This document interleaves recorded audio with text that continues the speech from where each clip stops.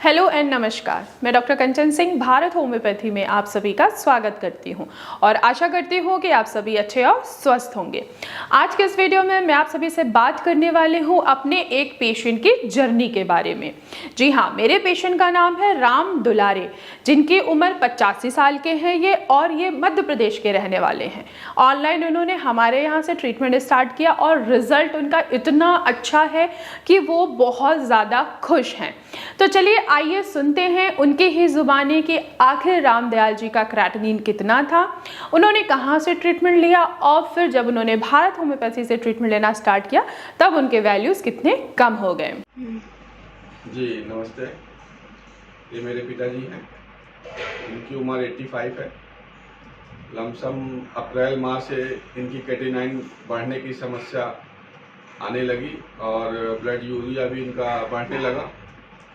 फिर मैंने एलोपैथिक में इलाज कराया, जहाँ पर इनका क्रेटिनाइन पहले 2 पॉइंट से ऊपर चला गया था।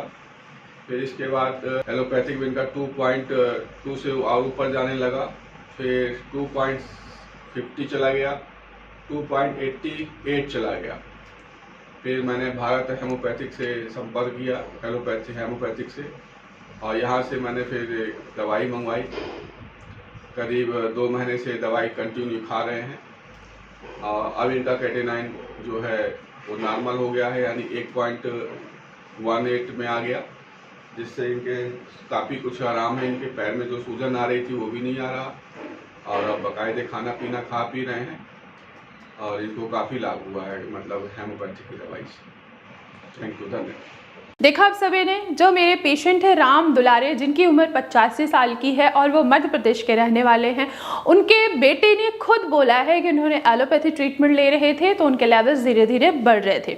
जब उन्होंने हमारे यहाँ से मेडिसिन लेना स्टार्ट किया, प्रॉपर कस्टमाइज होम्योपैथी मेडिसिन मैंने उनको प्रोवाइड किया, तो जहाँ उनका क्रेटिनिन 2.4 के करीब था, अब उनका क्रेटिनिन 1.18 यानी कि बिल्कुल नॉर्मल हो चुका है। जो उनके सिम्टम्स आ रहे थे, पैरों में सूजन आना, कमजोरी होना, थकावट महसूस होना, ये सारी चीजें भी अब पेशेंट में बिल्कुल भी दिखाई नहीं दे रहा है। ये मैं नहीं बोल रही हूँ, ये आपने खुद देखा कि मेरे पेशेंट खुद बोल रहे हैं कि हाँ, उनका क्रेटिनिन पहले धीरे धीरे बढ़ रहा था। देन उन्होंने भारत होम्योपैथी से ट्रीटमेंट लिया और रिजल्ट आपके सामने है कि उनका क्रेटिनिन बिल्कुल नॉर्मल हो चुका है, किडनी की फंक्शनिंग इंप्रूव हो चुकी है। अब यहाँ पे सवाल ये आता है कि आखिर किडनी क्यों डैमेज हुआ, क्या रीजन था, आखिर किडनी क्यों अपनी फंक्शनिंग को डिस्टर्ब की। यहाँ पे जब मैंने पेशेंट का केस टेकिंग लिया तो मुझे पता लगा कि पेशेंट को स्ट्रेस बहुत ज़्यादा थी, जिसके वजह से वो धीरे धीरे बीपी के पेशेंट बनते चले गए, लेकिन समय रहते उनको बीपी डायग्नोज नहीं हुआ। कुछ सालों बाद बीपी का पता चला कि हाँ, उनका बीपी बढ़ा हुआ है। तब उन्होंने मेडिसिन लेना स्टार्ट किया और जब तक उन्होंने मेडिसिन लेना स्टार्ट किया तब तक किडनी की फंक्शनिंग थोड़ी सी डिस्टर्ब हो चुकी थी और साथ ही साथ ये लंबे समय से डायबिटिक के पेशेंट थे, शुगर भी था, लेकिन प्रॉपर तरीके से ये मेडिसिन नहीं खा रहे थे, जिसके वजह से किडनी की फंक्शनिंग डिस्टर्ब हुई। बहुत सारे इन्होंने पेन किलर वगैरह भी खाए हैं, क्योंकि जब बीपी बढ़ रहा था तो इनको पता नहीं था कि इनको बीपी की शिकायत है। उनको सर में दर्द होना, बॉडी में पेन होना, ये सारी शिकायतें देखने को मिल रही थी, लेकिन अपना बीपी चेक नहीं कर रहे थे और पेन किलर कभी कभी ये खा लेते थे, जिसके वजह से पेशेंट की किडनी की फंक्शनिंग धीरे धीरे डिस्टर्ब हुई और नतीजा ये निकला कि उनका क्रेटिनिन बढ़ रहा था, प्रोटीन लीकेज हो रहा था, यूरिन में प्रोटीन दिखाई दे रहा था। तो ये सारे जो सिम्टम्स हैं अब पेशेंट के बिल्कुल नहीं है। उनकी किडनी की फंक्शनिंग इंप्रूव हो गई है, उनका जो क्रेटिनिन है वो 1.18 के करीब आ गया है।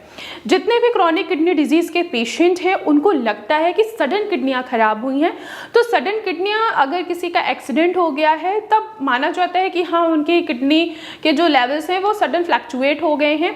लेकिन जिनको लंबे समय से बीपी है, शुगर है या ऑटोइम्यून डिसऑर्डर है, तो उनकी किडनियां धीरे धीरे ही खराब होती हैं। देन हमें रिजल्ट दिखाई देता है हमारे केएफटी में कि क्रेटिनिन यूरिया बढ़ा हुआ है। तो ध्यान रखिए, क्रेटिनिन को कम किया जा सकता है, किडनी के फंक्शनिंग को भी इंप्रूव किया जा सकता है, लेकिन अगर आप सही समय पे सही जगह से अगर आप अपना इलाज कराते हैं। तो आज की वीडियो में बस इतना ही, फिर मैं मिलूंगी नेक्स्ट वीडियो में। तब तक के लिए धन्यवाद।